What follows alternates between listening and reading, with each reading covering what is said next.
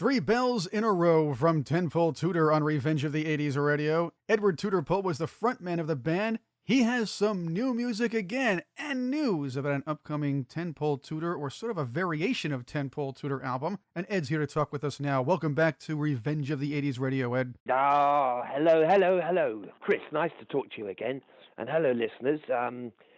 Stateside. I wish I was in America, actually. Yeah, we got to bring you over here to play sometime. This would be terrific. We got to have you in New York. It's so long since I've been stateside.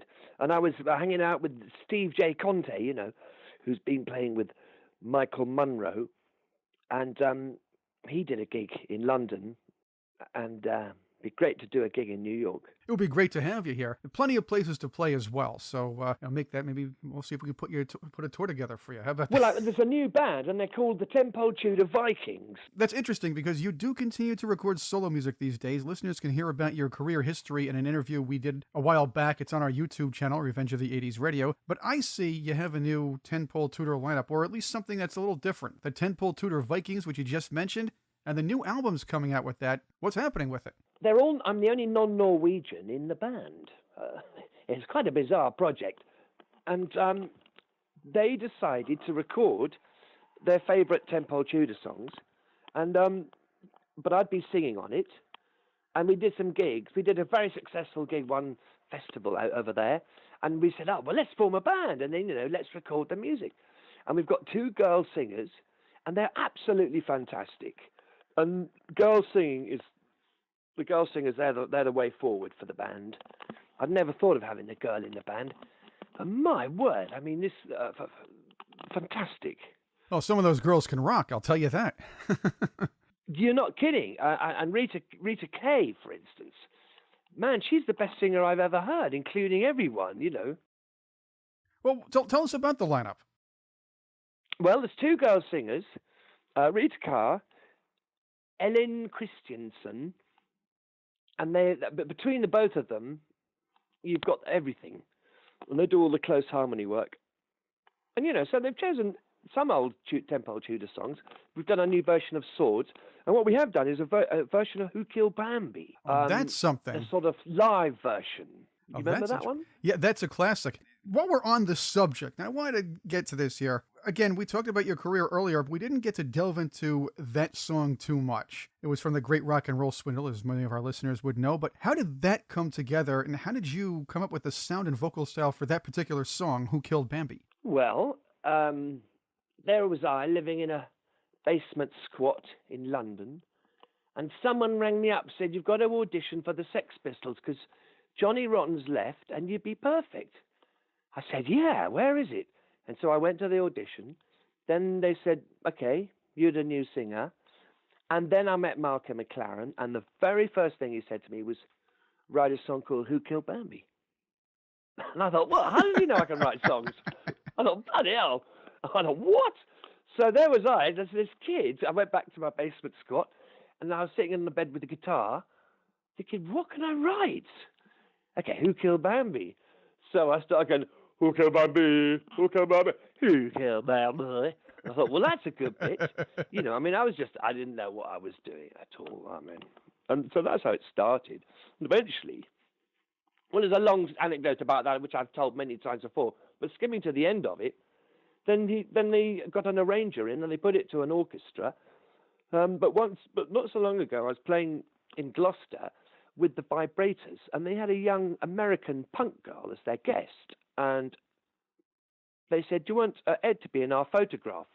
And she said, who's he? And they said, that's Tenpole Tudor. And she said, I don't remember that. And they said, he sang Who Killed Bambi? And then suddenly she said, oh my God, that's the most annoying song I've ever heard. No, I don't want him to be in my photograph. Oh, come on. That's a classic. I know. But I appreciated her. But now you've got the version, which is a very good version. Now, these kids today know nothing from good music. That's what I have to tell you. I forgave her, though, because it is annoying, actually. Well, that's what it's supposed to be, though. It was supposed to be annoying. That's the idea. Think about it this way, and I actually have talked with a couple other musicians about this. A lot of successful stories that I've had here on the program usually wind up with the sentence, and I met Malcolm McLaren blank, whether it's here or there or somewhere else, and he did blank. whether it produced an album or gave you advice or helped you tour. This guy is behind a lot of great music and innovative Oh stuff man, too. you're so right, Chris. He's an unsung genius, a terrific inspiration for many things, Oh and a yeah. terrific artist, and a bit under-recognized. And He found different sounds from around the world, African beats, his own stuff. He traveled inner cities to find out what was going on with the kids down there. You might remember his hits Double Dutch and Buffalo Girls. absolutely all that new, and he was all on the hot in the New York scene, and all that. They're doing that breakdancing gear, all that stuff he was on. Edward Tudor Pole is with me on Revenge of the 80s Radio. We talked about the two ladies in the new Norwegian version of the band, the Tenpole Tudor Vikings. Talk about the rest of the lineup, the musicians. There's Tony Roodster. He is the main guitarist, and he's absolutely amazing guitarist. You see, now the thing is, listeners, I know this is an 80s show, but to me, it's like a 70s rock album. It's like, when I was a kid and the new Stones album would come out, and I'd get ever so excited, and I'd wait till Christmas and be given it at Christmas, and then you'd spend the next sort of 5 weeks discovering it, and terribly excited, and it stands the test of time. In those days, that's what a new album was. It seems to me these days, people produce albums in their lunch break. It doesn't mean anything. That's a good point. Well, look, if it wasn't for the 70s, we wouldn't have the 80s. So we expand. As a matter of fact, that's another good point. I like to call this show Revenge of the 80s Radio, give or take a few years. But it's all important here. How did this whole Tenpole Tudor Vikings project come about? How did it come together? Well, they duped me in because I've just finished a 15-year tour where I've been doing my one-man electric rock and roll show, mostly around the UK, but occasionally going to other places like Dubai and Berlin, and with my guitar. And so I was invited to this small festival in Norway. And I said, yeah, thank you very much. Never been to Norway. And they said, by the way, would you mind, because our local lads, they've learned a couple of your songs. Could they come on and sing them with you? So I said, of course.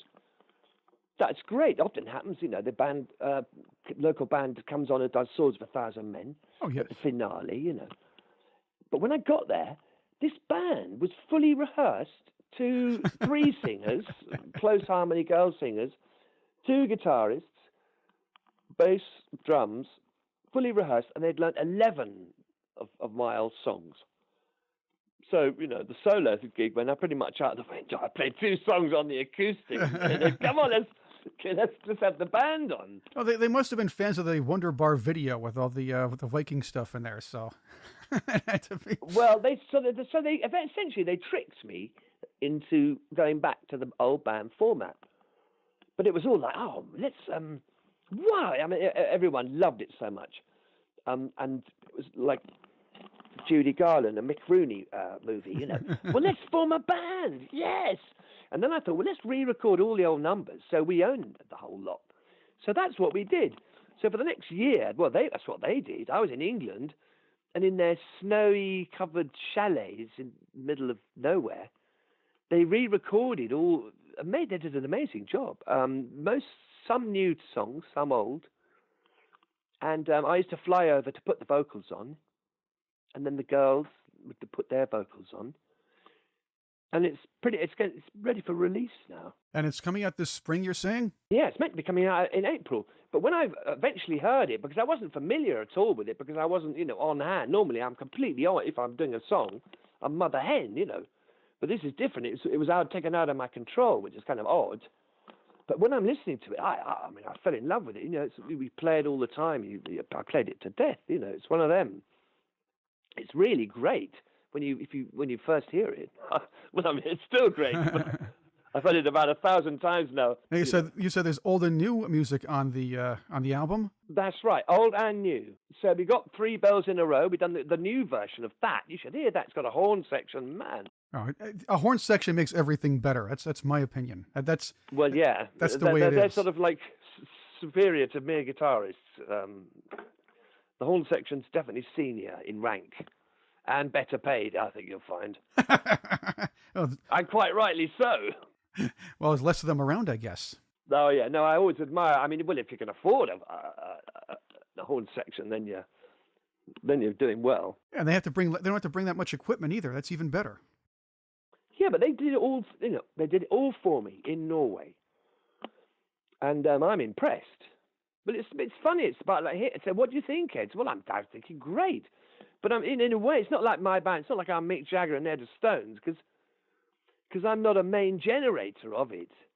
So we'll see what happens. Anyway, we're going to launch it in England in April, perhaps April the 13th. There's a penciled-in date at the 100 Club in Oxford Street in London, and then do a tour is the plan. But I mean, it's yet to be set up.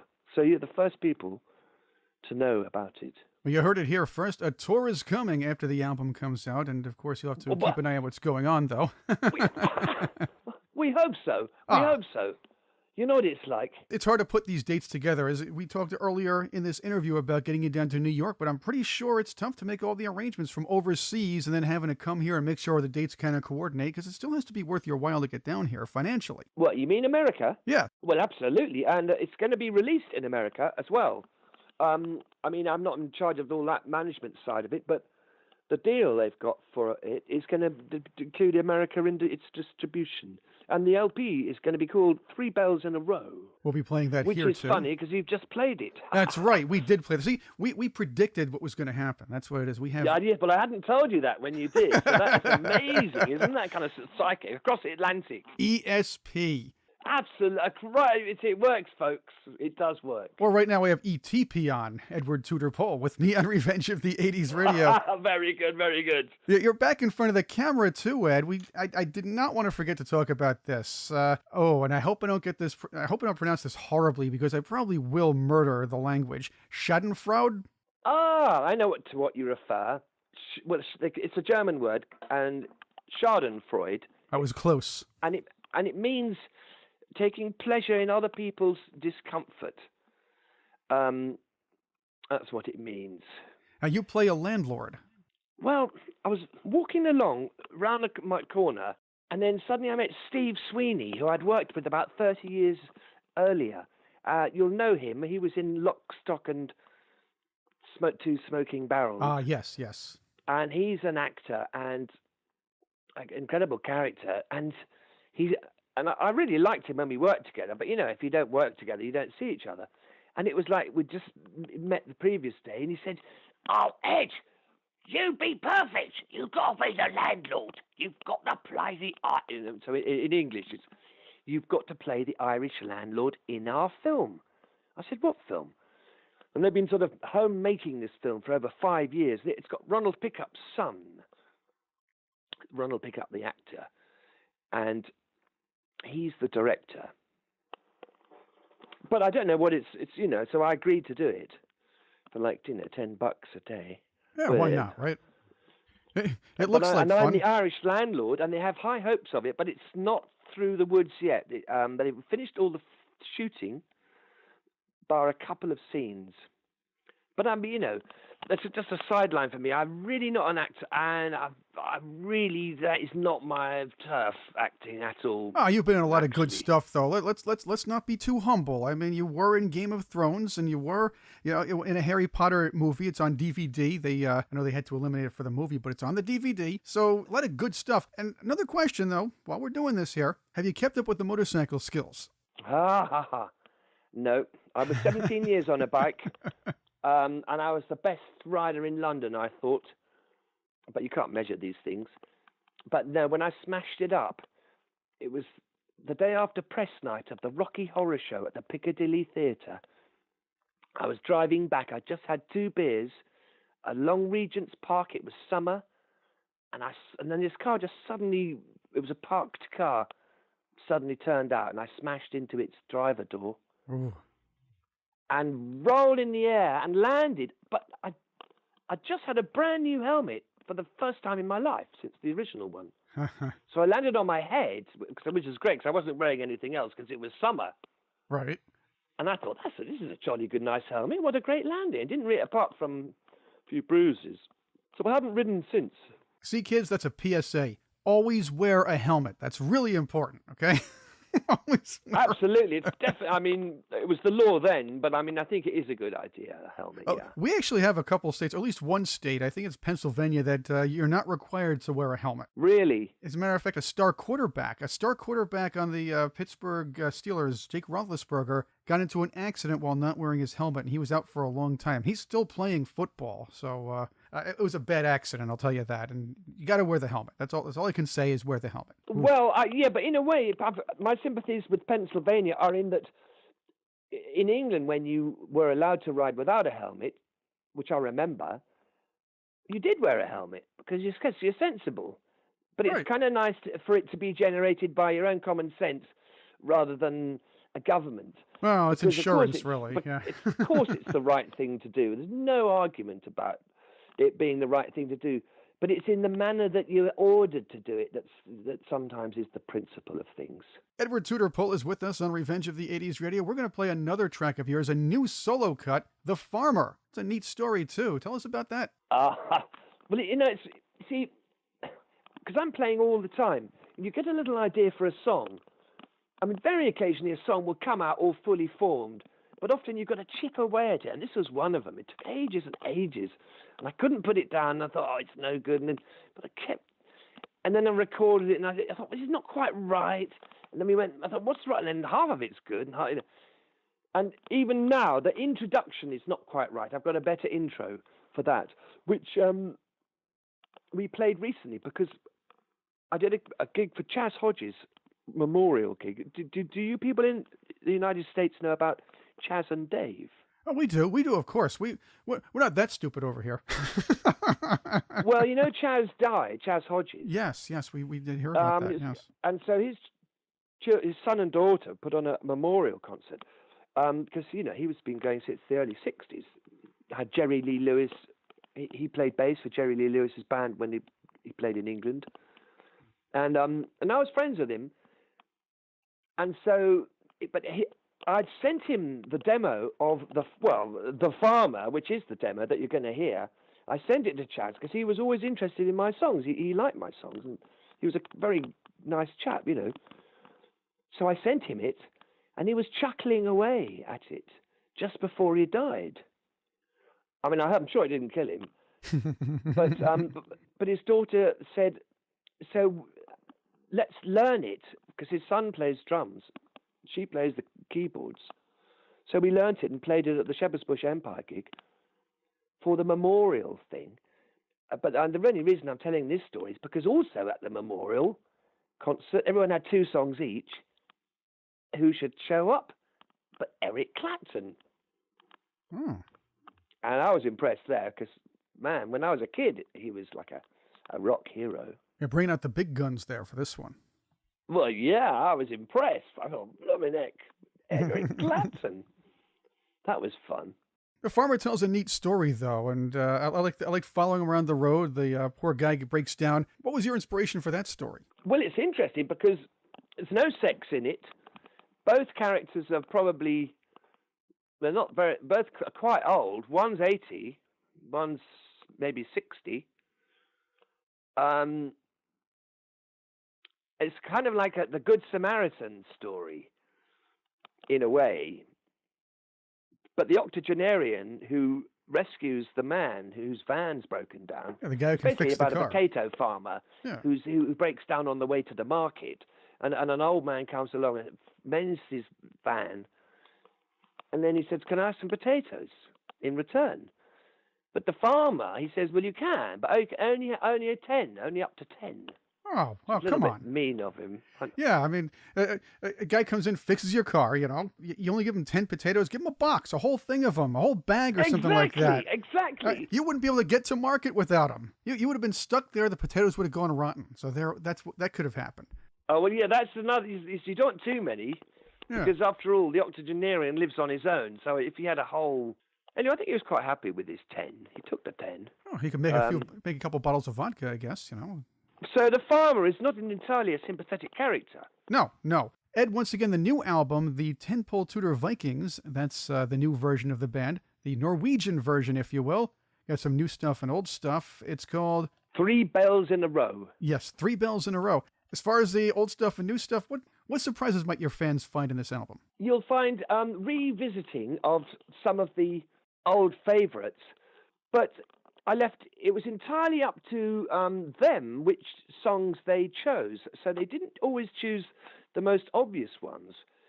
So but they thought that all the songs they did choose, I'm very pleased with. And when I heard the whole album of a piece, because it's their own sort of assortment, if you will, of a much bigger barrel of songs, it was just, I think they did a fantastic job, and I'm sort of almost like a listener myself who was shown it, and I really love it.